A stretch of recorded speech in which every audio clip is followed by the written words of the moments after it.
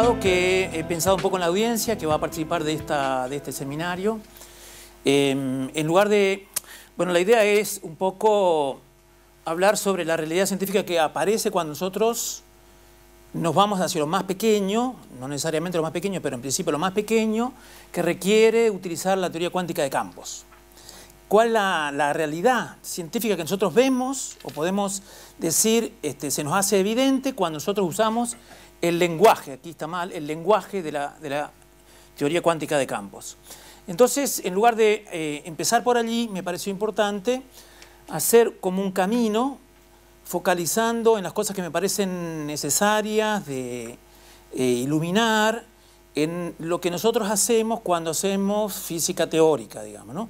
De lo que vamos a hablar aquí es algo que se da en el cuarto, quinto año de la licenciatura en física, cuando la gente está entrenada para ir adelante con algunos conceptos que son importantes de tener previamente. Entonces, yo voy a intentar hacer esto, digamos, una iluminación, un bosquejo sobre las cosas que me van pareciendo importantes y cuando hayan preguntas o venga el tiempo de las preguntas se podrán después ampliar o aclarar o como sea necesario, ¿no? Entonces, será una primera parte que tiene que ver con esto que nosotros decimos, existen leyes en la naturaleza desde el punto de vista de la física y por qué decimos que existen esas leyes, lo que hace que nosotros confiemos tanto en ellas.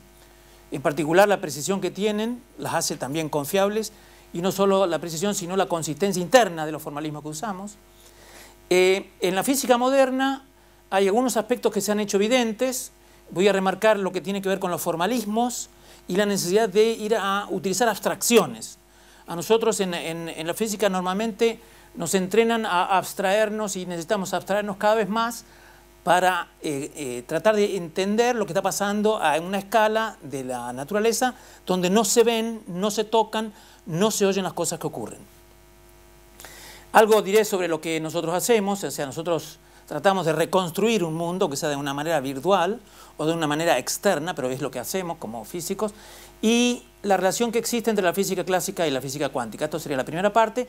En la segunda me metería un poco en lo que es la electrodinámica cuántica, tocando algunos aspectos como la necesidad de haber dado un paso más como se dio, las novedades que traen, cuáles son las características más importantes que aparecen en ese mundo y algo de lo que podríamos decir el mundo nuevo o un mundo diferente que se ve a esas escalas. Aquí me parece hacer un comentario, tengo un hijo que está empezando a estudiar física y me decía hace poco que en el átomo se dio cuenta que en el átomo existe un núcleo y existen electrones, y entre el núcleo y los electrones hay unas distancias enormes, son 4 órdenes de magnitud. Es como decir, si un átomo tiene una manzana, un electrón está dando vueltas en un estadio de fútbol, así, enorme. Entonces, si el átomo está tan vacío por dentro, o si el átomo o la naturaleza más interna es tan vacía, ¿cómo puede ser que nosotros veamos cosas que se tocan y que en realidad eso desaparece completamente, ¿no? ¿Cómo es posible que de un mundo que tiene vacío, y que solamente es vacío en el fondo, aparezca una realidad que nosotros la tocamos, la palpamos? Y esto es así, ¿no? Nosotros creemos que existen leyes en la naturaleza, porque existe algo que gobierna los fenómenos naturales, algo que hace a que los fenómenos naturales sean lo que son. Las leyes para nosotros son semejantes o han sido extraídas de la política y de la teología, digamos, en ese sentido, ¿no? Pero los resultados de nuestras investigaciones son tales que lo que nosotros establecemos, elaboramos y chequeamos tienen el smell, digamos, tienen el sabor, la idea de lo que es una ley, que en este caso sería una ley física. Y en particular, las leyes de la mecánica cuántica. Roger Penrose escribió un libro que para mí es muy rico, aunque necesita de un entrenamiento técnico importante, The Road to Reality, donde él menciona las leyes de la naturaleza. ¿Cuáles son las leyes que gobiernan nuestra naturaleza y cómo hacemos nosotros para conocerlas? En particular, yo voy a señalar la necesidad de la precisión, o sea, lo que nosotros decimos que ocurre y por qué ocurre, lo podemos decir con una precisión enorme, que se las voy a mostrar ahora. Pero no solo por la precisión, sino por la consistencia que tienen los formalismos que usamos para describir lo que ocurre a escala atómica o molecular, o a escala nuclear. Y en ese caso, para ser precisos, es necesario usar un lenguaje que no es el lenguaje coloquial, no puede serlo. El lenguaje coloquial es muchas veces variable, nosotros las cosas no son tan exactamente una u otra. En la precisión que nosotros usamos necesitamos usar un lenguaje que sea muy preciso y por tanto usamos las matemáticas. Las matemáticas para nosotros es una herramienta, es un lenguaje. La física no es matemática. Existen distintas aproximaciones o distintas, diríamos, leyes que se fueron desarrollando en el tiempo y que tienen distintas precisiones. Podríamos hablar de la geometría euclidiana. La geometría euclidiana, que tiene que ver con lo que sería el mundo precuántico, la física clásica, es válida para distancias menores al ancho de un átomo. El ancho de un átomo es del orden de 10 a la menos 10 metros. 0.9011 metros de átomo de hidrógeno. Hasta distancias del orden del metro es válido lo que podemos describir con esa geometría. En la mecánica newtoniana es también precisa hasta en una parte en 10 a la 7. O sea, 0,6 ceros y un 1. La electrodinámica de Maxwell, que es el electromagnetismo clásico, no sé si alguna vez escucharon hablar, pero es la clave, digamos, ha sido como la teoría clave que al enfrentarse a la newtoniana permitió a Einstein también de preguntarse cuál de las dos es verdadera. La de Maxwell es una teoría que es válida hasta donde se conoce. La relatividad de Einstein, la relatividad general, es válida en una parte en 10 a la 14. Y la física cuántica es válida o precisa los experimentos coinciden con las predicciones teóricas en una parte en 10 a la 11. Es decir, el nivel de precisión escapa a veces a la escala que nosotros podemos entender de lo exactas que son. Y lo que hacen los físicos en general o los científicos en general es tratar de destruir estas precisiones para ver si realmente se cumplen siempre. ¿No es cierto? Nosotros siempre estamos buscando de validar, de ver si realmente es válido o no es válido lo que se está proponiendo científicamente. El que descubre que, supongamos, la electrodinámica cuántica no funciona o que la electrodinámica de Maxwell no funciona, se gana un Nobel. O sea, que se busca permanentemente validar. En la física moderna, o yo podría decir, la física moderna se ha basado fundamentalmente en la experimentación y en los formalismos matemáticos. Formalismos que se desarrollan y después se contrastan con experimentos. Son los experimentos los que dan la veracidad de lo que se proponen en los formalismos. Hoy día hay cada vez aceleradores más potentes para ver si lo que proponen las nuevas teorías, las teorías que van más allá del modelo estándar, son válidas. Hay varias teorías que van más allá del modelo estándar. ¿Cuál de ellas es válida? La experimentación dirá cuál es. Por eso es importante experimentar, pero es importante también el formalismo matemático. Ahora, me parecía apuntar fuerte a lo que es las abstracciones, porque nosotros usamos muchas abstracciones para tratar de entender lo que está pasando a escalas microscópicas. Por ejemplo, usamos principios fundamentales que llamamos muchas veces leyes de conservación. Se conserva la energía, se conserva la carga, se conserva el momento lineal. Que nosotros digamos que se conserva la energía trae consecuencias. Que la energía se conserve no quiere decir que es lo mismo que no se conserve. Y esto hace a que nosotros podamos plantear nuevas leyes que refuerzan la conservación de la energía. La energía no se puede ni crear ni destruir, se conserva. También el momento lineal. Sobre esto apoyamos muchas veces nuestras teorías. Ahora, en la física clásica, los objetos poseen propiedades que decimos que son propiedades por sí mismos. Ellos tienen las propiedades que los caracterizan. Ahora, decimos un objeto tiene una determinada velocidad, por ejemplo. Cuando decimos que un objeto tiene una determinada velocidad, decimos que se mueve y recorre una determinada distancia en un determinado tiempo. Pero la velocidad de ese objeto, ¿dónde está? ¿Dónde podemos identificar que nosotros nos estamos moviendo con una determinada velocidad, un auto se está moviendo con una determinada velocidad a 20 kilómetros por hora? La velocidad, ¿dónde está? La velocidad, nosotros decimos que es un vector porque tiene esa característica, pero la velocidad no está en el cuerpo, es una propiedad del objeto, pero es algo que nosotros abstraemos para poder decir dónde se encontraba, dónde se encontrará, las consecuencias que traerá el moverse con una determinada velocidad. Hemos hecho una enorme abstracción cuando hablamos de velocidad. Cuando hablamos de fuerza hacemos algo parecido. La fuerza es aquello que cambia el estado de movimiento de un objeto. Un objeto que se iba en esta dirección recibe una fuerza y cambia la dirección. Pero la fuerza, ¿dónde está? La fuerza está en el objeto, está en el viento. ¿Dónde está la fuerza? Es un concepto abstracto que nosotros lo utilizamos para decir hacia dónde se moverá el objeto, cuánto tiempo llegará, qué consecuencias traerá un accidente, un choque, etc. Pero la fuerza es una abstracción enorme.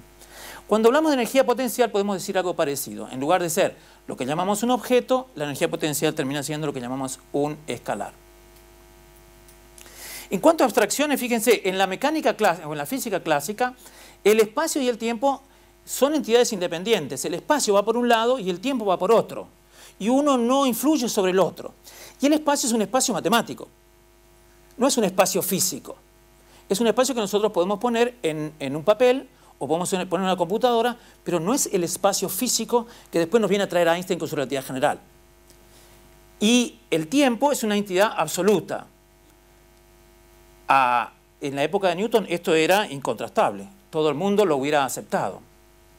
Pero cuando viene Einstein en el siglo XX, el espacio y el tiempo se hacen una sola entidad.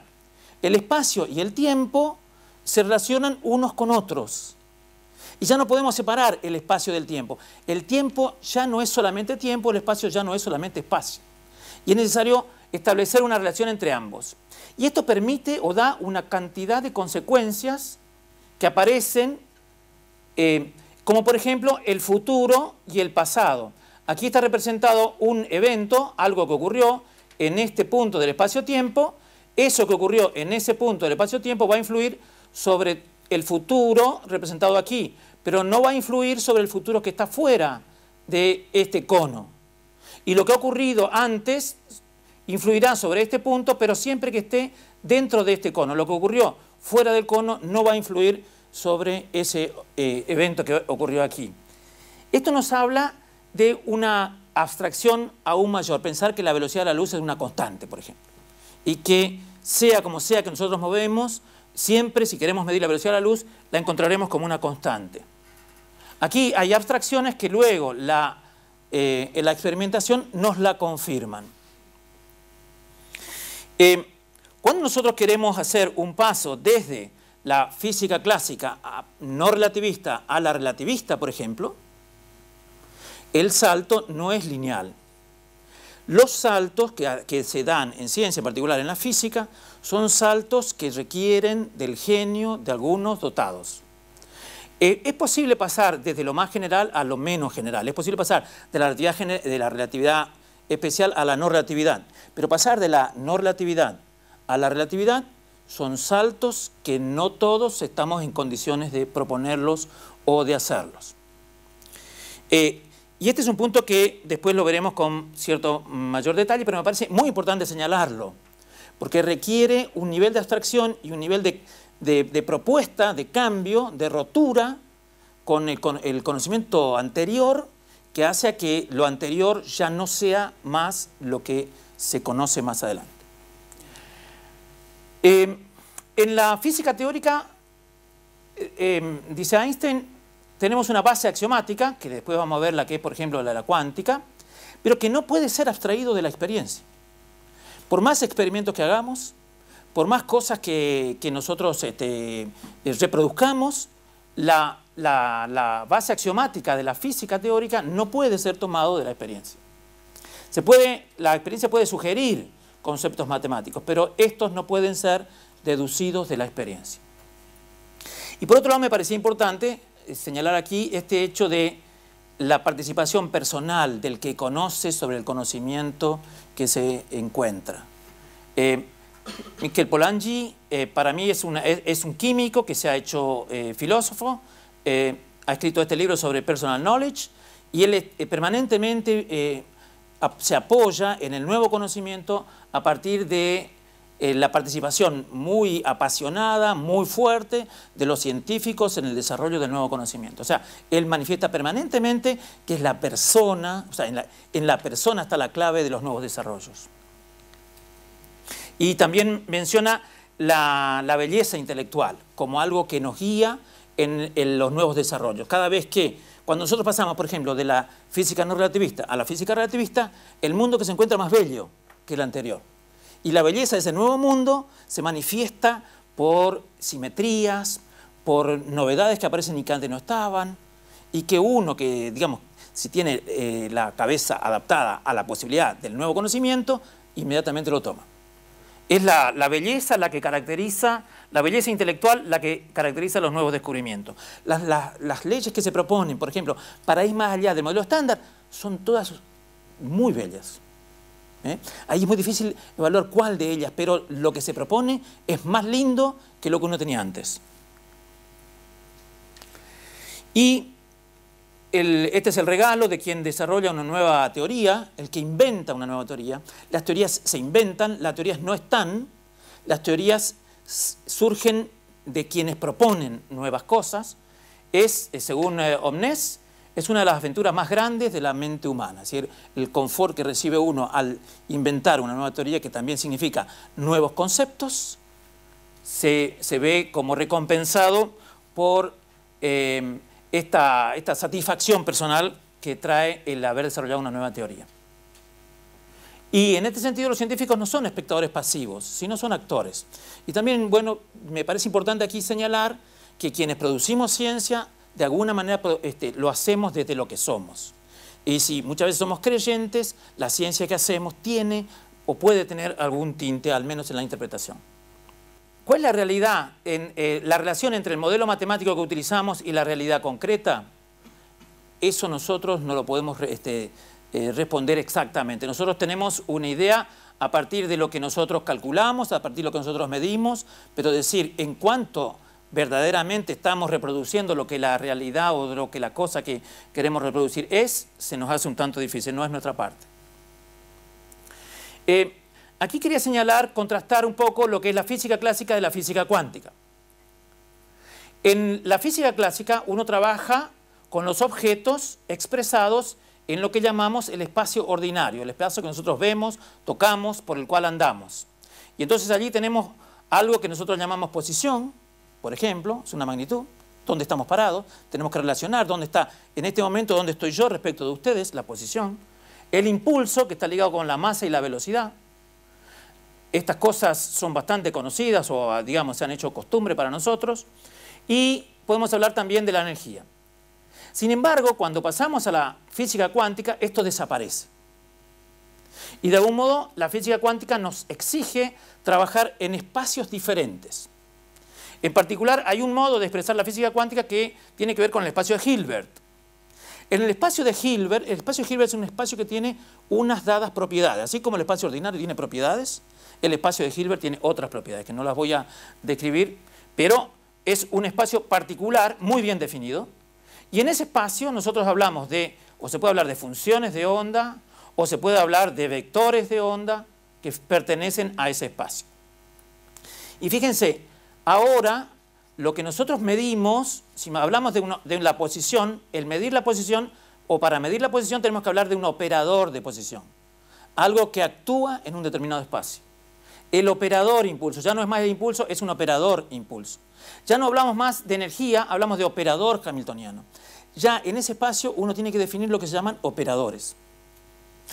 Esto es algo que los físicos se vieron obligados a hacer. No es algo que quisieron hacerlo. Lo tuvieron que hacer para poder explicar lo que estaban encontrando los experimentos de principios del siglo XX. En la física clásica, de las características está la continuidad y la localidad, por ejemplo.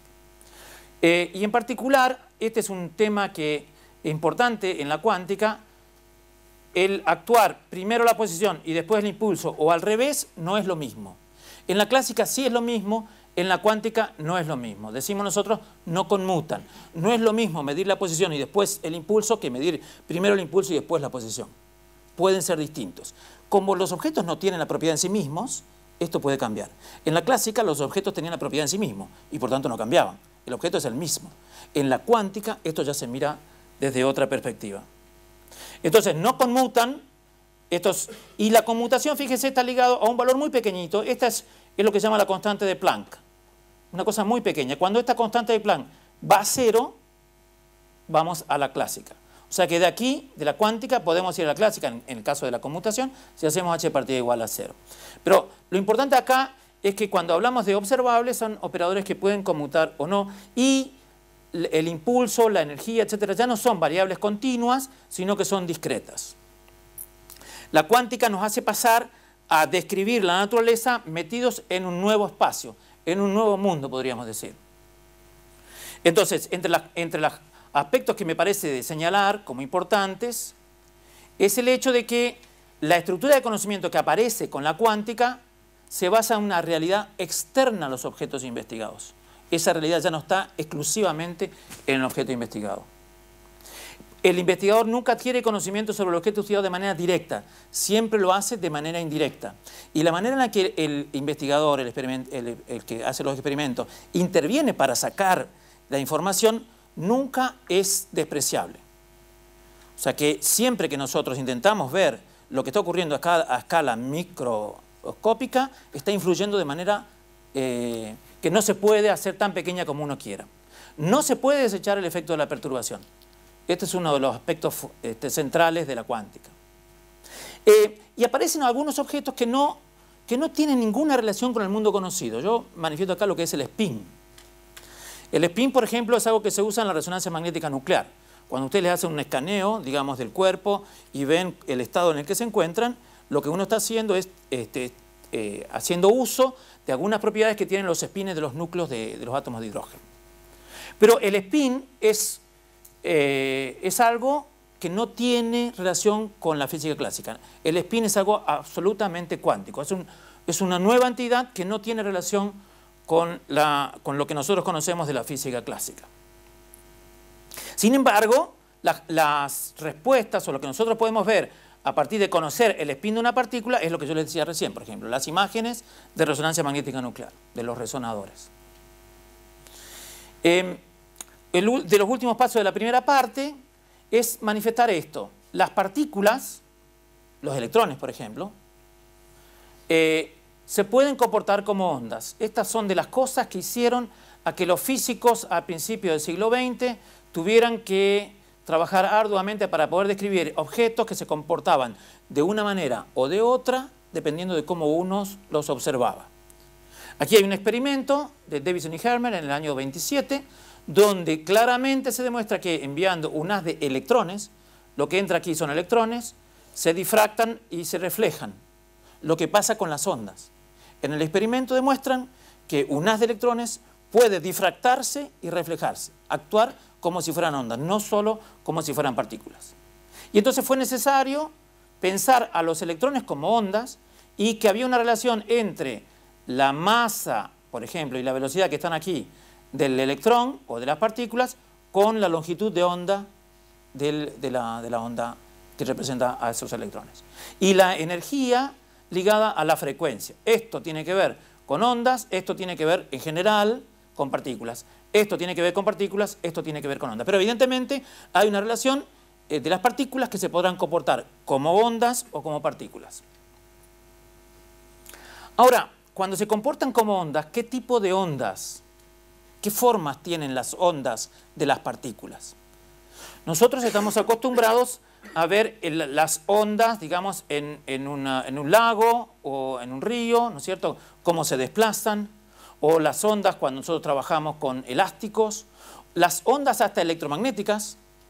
Nosotros sabemos que la luz es una onda electromagnética. Los campos eléctricos y magnéticos se transmiten en forma de ondas, pero en el caso de partículas elementales, ¿ondas de qué son? Si son ondas, debemos expresarlas según lo que nosotros sabemos expresar las ondas.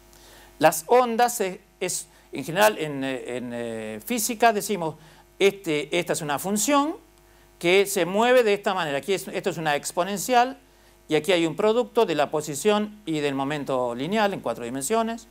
Pero esto lo que indica es que hay algo que se repite periódicamente. Una onda es algo que se repite periódicamente.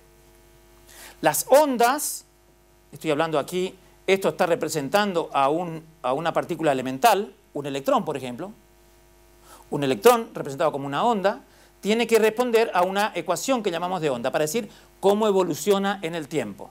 Esto me dice cómo evoluciona en el tiempo. Lo hago adrede algunas expresiones acá para que simplemente vean que estas cosas son, yo podría poner un cuadro, podría poner la Madonna, podría poner un cuadro de algo bellísimo y todos dirían qué hermoso, ¿no es cierto? Y nosotros cuando miramos esto decimos qué hermoso, porque aquí hay una belleza interna muy importante.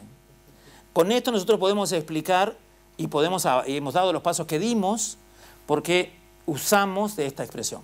El que la encontró realmente es un genio, pero ha sido alguien que ha elaborado una escultura que tenía la naturaleza adentro, que la arrancó y que nos la puso a nosotros para que la utilizáramos. Por tanto, yo siempre que puedo les voy a poner las ecuaciones de onda, esta es la ecuación de onda de Schrödinger, porque esta cosa que está aquí es lo que llamamos una función de onda. Esto es algo que nosotros no sabemos qué es, no se puede medir. Entonces, para terminar esa primera parte, la física cuántica tiene 5 axiomas. Estos axiomas son conocidos. Hay lo que se llama un principio de superposición, que quiere decir que dos ondas se pueden superponer unas con otras para formar una tercera onda. Y esta tercera onda, que es una onda de probabilidad, tiene características muy particulares que hacen de la física cuántica algo difícil de entender. En realidad, en el mundo no hay nadie que entienda la física cuántica. Sabemos usarla, sabemos las reglas, pero entender lo que pasa, realmente no hay nadie. Yo no lo digo, lo dicen los que la construyeron, ¿no? Los padres. Hay observables, ahora hablamos de observables aquí, ya no se habla de objetos, sino estos son magnitudes físicas medibles que pueden conmutar o no. Estos dos axiomas son los axiomas principales. Estos que vienen aquí se pueden deducir de los dos primeros. El de las simetrías, es decir, que hay partículas idénticas, vamos a hablar un poco de esto en la segunda parte, hay partículas idénticas, hay dos tipos de partículas que se representan por funciones de onda. Hay una dinámica que dice cómo se mueven estas partículas, cuál es la característica del movimiento de estas partículas, cómo estas partículas se agrupan entre sí. Y algo que tiene que ver con las probabilidades, que no son las probabilidades clásicas, sino las cuánticas, pero no me voy a meter en esto porque no me quiero detener aquí en este momento. Se habló de Maxwell hoy a la mañana, y esta idea, que yo no la sabía en detalle, de que tomó la idea de campos a partir de la relación de Dios con el mundo. Dios no se relaciona con el mundo inmediatamente, sino a través de un campo. No es lo que ha pensado Faraday, perdón. Faraday es el que da en la física digamos, hasta Faraday se creía que la interacción entre los cuerpos, por ejemplo, la Tierra y la Luna, se daba en una interacción que se llamaba distancia, no había nada en el medio. Pero a Newton esto le parecía muy extraño. ¿Cómo podía ser que la Luna estuviera girando alrededor de la Tierra y no hubiera nada que la sostuviera? En realidad, no hay nada en el medio que haga que la Tierra esté donde esté y que gire como gira. Lo mismo se puede pensar en lo que pasa en los campos electromagnéticos. O lo mismo se podría pensar así. Supongamos que quito el aire de esta habitación. Si yo quitara el aire de esta habitación, ustedes no me escucharían. Yo podría hablar y ustedes no escucharían nada de lo que diga. Si yo me pongo una escafandra, tapo, y no había ninguna posibilidad de que ustedes escucharan lo que yo estoy diciendo. El medio que hace a que una perturbación, que es el movimiento de mi lengua, que hace que haya un movimiento del aire, llegue hasta ustedes, es el aire, y allí hay ondas que se transmiten. No hay una relación inmediata entre lo que yo digo y lo que ustedes oyen. Se hace a través del aire.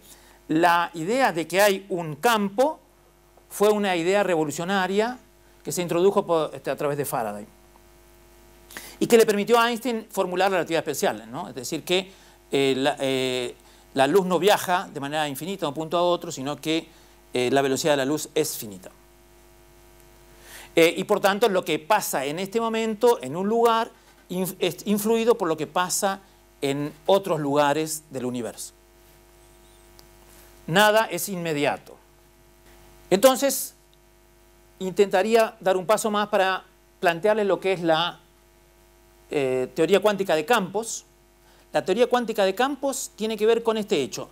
Se cuantificaron lo material, los electrones, los átomos, los núcleos, pero no se cuantificaron los campos. Cuando uno le agrega los principios de la cuántica a los campos, se habla de electrodinámica cuántica, teoría cuántica de campos. No hay nada nuevo desde un punto de vista de la cuántica, de los principios cuánticos. Lo que se hace es cuantificar el otro elemento que había quedado afuera, que eran los campos. Se aceptó que existen campos, pero esos campos se los trataba antes clásicamente y ahora se los cuantifica. Eso es la teoría cuántica de campos. Aquí también me gusta mucho mostrarles esto. En el 28 ya, o sea, hacia el 25 estaba ya formulada la cuántica no relativista. En el 28, Paul Dirac, plantea la relación entre la cuántica y la relatividad, las pone sobre la misma base y plantea esta ecuación que está aquí, donde este es un hamiltoniano o un operador o una función muy bonita, que es la de Dirac, y que hace que esto que está aquí permita entender que existen, digamos, es posible la creación de partículas y antipartículas. Desde el año 28, teóricamente, el año 32 se demostró experimentalmente, es posible crear partículas y antipartículas de la nada o de radiación electromagnética que tiene que tener una determinada energía y esto tiene que producirse en un determinado lugar. Se pueden producir partículas y antipartículas. Aquí hay un experimento, viene un rayo cósmico y aquí se forman un electrón y un positrón. Esto es un experimento. Y aquí escapa un electrón. Aquí se forman un electrón y un positrón que son mucho más energéticos que estos dos, por eso se separan de la manera que lo hacen aquí. Estos experimentos indican que aquí hay una partícula, aquí hay otra partícula, ambas son exactamente las mismas, pero tienen distinta carga. Eso es lo que dicen los experimentos. ¿Y cómo hacer para demostrarlo? No vamos a entrar en detalle, pero la función de onda de Schrödinger tiene que hacerse más compleja. Aparece algo así. Esta cosa, que son 4 funciones en lugar de una, permite entender lo que pasa en estos casos. O sea que en la medida en la que nos vamos metiendo hacia cosas más complejas, también la matemática que se va incorporando es bastante más compleja, aunque más rica, porque tiene características de belleza intelectual más potentes. Lo que hace la teoría cuántica de campos es a la función de onda dividirla en 2 partes, una parte que tiene que ver con los electrones, otra parte que tiene que ver con los positrones. Y dando un pasito más, en lugar de una función, se habla de un operador. Un operador, aquí este A aniquila lo que se llaman electrones y este B crea lo que se llaman positrones. O sea que en una misma función podemos aniquilar un electrón o crear un positrón. Ambas cosas son equivalentes. Crear una partícula o aniquilar una antipartícula es lo mismo. Aniquilar una partícula y crear una antipartícula es lo mismo. O sea que el lenguaje de la partícula y antipartícula se hace más evidente con esta notación. Me parece importante decir esto también, ¿no? Entre los científicos hay como una escala, una jerarquía de creencias. Nosotros creemos algunas cosas, entre ellas que las teorías de la electrodinámica cuántica y de la cromodinámica cuántica son realmente, son muy simples fundamentalmente y están en el top de la jerarquía. O sea, creemos que son las teorías que vinieron para quedarse. Creemos que estas teorías vinieron para quedarse, aunque puedan aparecer nuevas teorías que expliquen algunos fenómenos que ocurren a escalas de energía muy alta o en espacios muy pequeños, tendrán que tomar lo que nosotros ya sabemos de la electrodinámica cuántica y de la cromodinámica cuántica. Entre las características más importantes de la teoría cuántica de campos está, por un lado, el hecho de que aparecen operadores que pueden conmutar o anticonmutar. Ya voy a decir un poco más que esto, pero esto de medir primero una cosa y después otra o al revés, no es algo que no tiene sentido, sino que tiene mucho sentido y depende del tipo de partículas que nosotros estemos considerando. Y por otro lado, el hecho de que las interacciones de los campos son locales. O sea que cuando nosotros describimos cómo evolucionan los campos, tenemos que considerar las relaciones de conmutación y el hecho de que se pueden describir estos de manera local. Entonces el concepto de localidad es uno de los conceptos centrales en la teoría cuántica de campos. La teoría cuántica de campos explica, entre las cosas más novedosas, más importantes, el hecho de que existan copias diferentes, aunque indistinguibles, de partículas elementales. Ustedes saben que si yo tengo un electrón aquí y tengo un electrón en Capital Federal o tengo un electrón en el norte o cruzando el Atlántico, ese electrón es exactamente el mismo. Todos los electrones son exactamente los mismos. Las partículas elementales son indistinguibles. ¿Cómo es posible explicar que existen partículas elementales indistinguibles? La teoría cuántica de campos lo explica. Porque es el campo electrónico lo primero. Los electrones son excitaciones de esos campos. Cada partícula elemental está descrita por un campo. El campo de los electrones, electrón-positrón, el campo de los quarks, el campo de los fotones, el campo de los gluones. Todas las partículas elementales tienen campos. Los campos son las entidades fundamentales, básicas. Las partículas son excitaciones de esos campos. Como son excitaciones de esos campos, pueden ser exactamente las mismas. Porque todas las excitaciones de los campos son exactamente las mismas. Es lo que explica la teoría de campos. La indistinguibilidad de las partículas. Por otro lado, existen partículas que son indistinguibles, pero tienen lo que llamamos distinta estadística cuántica. Es decir, no es lo mismo un electrón que un fotón. El electrón lo distingue el spin, que es un medio, el fotón tiene spin entero, 1, el fotón. La estadística, la manera en la que se mueven un conjunto de fotones, no es lo mismo que la manera en que se mueve un conjunto de electrones. Dependiendo del spin como sea, se moverán los conjuntos de partículas. Esto lo puede explicar la teoría cuántica de campos. Los fotones tienen tendencia a juntarse unos con otros. Y no importa cuántos sean, cuanto más sean mejor. Los electrones, si están en un átomo, solamente da 2 en el mismo nivel energético. 2 y nada más que 2. Y por otro lado, la existencia de antipartículas. O sea, la teoría cuántica de campos habla de que existen partículas y antipartículas. Existen electrones y antielectrones, protones y antiprotones, fotones y antifotones. Existen para cada partícula elemental su antipartícula. Y eso surge naturalmente de esta teoría. Entonces, otra vez toma sentido esto que les digo recién. Esto podría representar a lo que es un electrón, que en realidad es un electrón-positrón, pero podría ser un fotón, fotón-antifotón, podría ser un neutrón, podría ser un protón, podría ser cualquier tipo de partículas elementales. Se escribe de esta manera. Dos cosas más aparecen aquí y que tienen que ver con la ubicación de los procesos de creación y destrucción de partículas. La creación y destrucción de partículas se puede dar en cualquier punto del espacio. No hay un espacio, digamos, dadas las condiciones para que esto ocurra, se pueden crear partículas y antipartículas en cualquier lugar del espacio, así como se pueden destruir. Y por otro lado, las fuerzas entre partículas tienen que ver con el intercambio de partículas. Dos electrones se repelen, ustedes saben que se repelen. ¿Y por qué se repelen? Porque se mandan un fotón, se intercambian fotones y eso hace que se repelan. O un electrón y un protón se atraen. ¿Por qué? Porque se intercambian fotones de una determinada manera. O sea que las fuerzas están ligadas a partículas. Son las partículas, en este caso, las más importantes que indican de por qué se atraen o se repelen determinadas partículas. ¿Cómo se hace esto? Estos son signos o modos de entender cómo ocurre. Esto podría ser un electrón, esto podría ser otro electrón. Aquí interactúan entre ellos y se pasan lo que sería un fotón. Aquí hay un proceso que se llama intercambio de fotones. Aquí yo tengo un electrón, fíjense hacia arriba, quiere decir que va hacia adelante en el tiempo. Un antielectrón va hacia atrás en el tiempo. La interacción entre un positrón y un electrón es a través del intercambio de un fotón.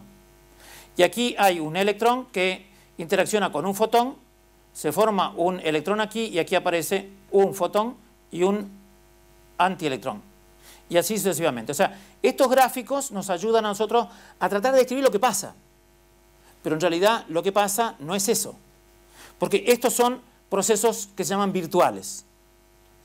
Esto que está aquí, que nosotros usamos para describir la interacción entre los electrones, en realidad es un modo de entender lo que pasa. Pero nosotros no sabemos qué realmente pasa ahí adentro. A mí me parecía interesante compartir esto que ha dicho Feynman. Feynman es uno de los padres de la física cuántica más creativos. Y dice, yo más bien tengo cuestiones que no pueden ser respondidas antes que respuestas que no puedan ser bien cuestionadas.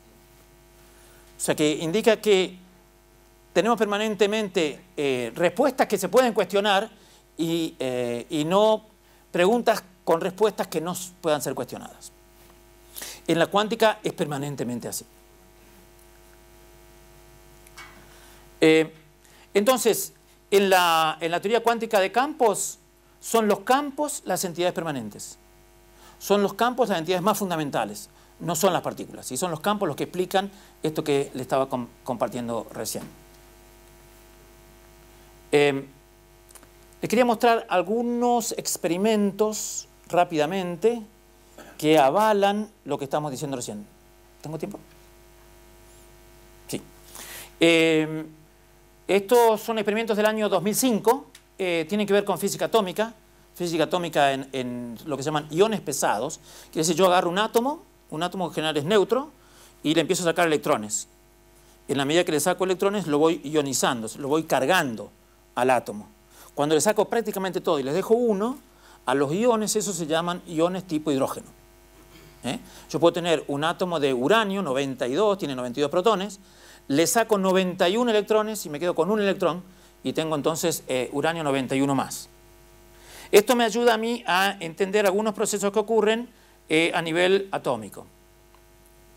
Fíjense, yo acá tengo un hidrógeno.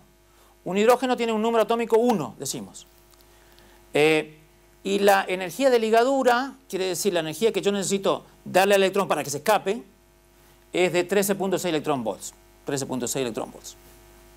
Pero si tengo uranio, al cual le he sacado... aquí yo tengo un uranio al que le he sacado 91 electrones, la energía de escape es 132 kiloelectronvolts. O sea, es 4 órdenes de magnitud, 10.000 veces más que lo que pasa a nivel del átomo de hidrógeno. Entonces, si yo quiero conocer, por ejemplo, el campo eléctrico en la zona cercana al núcleo, ese campo eléctrico va a depender mucho de cuán pesado es, cuántos protones tiene el núcleo. Si el núcleo es un átomo, es un núcleo de hidrógeno, estaremos acá, pero si estamos a un átomo de uranio, estaremos por acá. Y los valores son de 10 a la 9 a 10 a la 16. O sea que son 1.000.000 de veces más el campo eléctrico, cuando nosotros pasamos de un átomo de hidrógeno a un átomo de uranio. Como esto ocurre, el campo eléctrico es tan grande que los efectos de la electrodinámica cuántica son muy importantes de incorporar para entender lo que pasa con estos iones. Y ahí nosotros podemos testear si las predicciones que hace la teoría son buenas, suficientemente buenas, o son descartables. Aquí se pueden ver, estos se llaman niveles de los electrones. Este es el nivel más cercano al núcleo, este es el segundo nivel, etc. Y aquí son los distintos órdenes de la teoría, digamos. Aquí, esta es la teoría anterior a 1920, después del 28, a los años 40. Y aquí nosotros vamos viendo que los niveles de energía van variando. ¿Qué quiere decir esto? Que cuando se pasa de un nivel superior a un nivel inferior, si yo tengo un electrón en este nivel y lo paso a este nivel, emite energía. O para pasar del nivel más bajo al nivel más alto, absorbe energía. La cantidad de energía que absorbe es el valor que va desde aquí hasta aquí. Pero cuando yo voy incorporando distintas correcciones a la teoría, fíjense cómo van variando. En lugar de pasar de aquí hasta aquí, pasa de aquí hasta aquí. O de aquí hasta aquí, o de aquí hasta aquí, etc. O sea que eso nos va indicando modos de confrontar la teoría con los experimentos.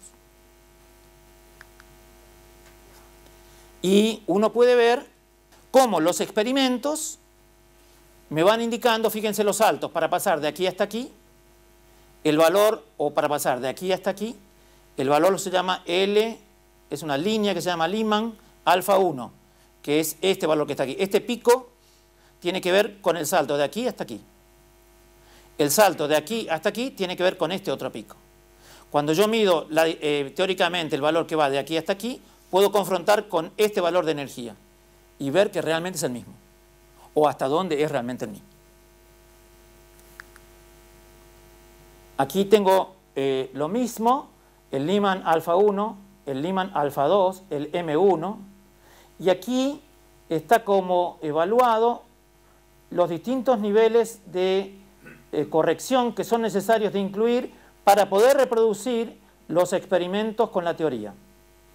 Fíjense que los experimentos dan este valor y la teoría da este valor.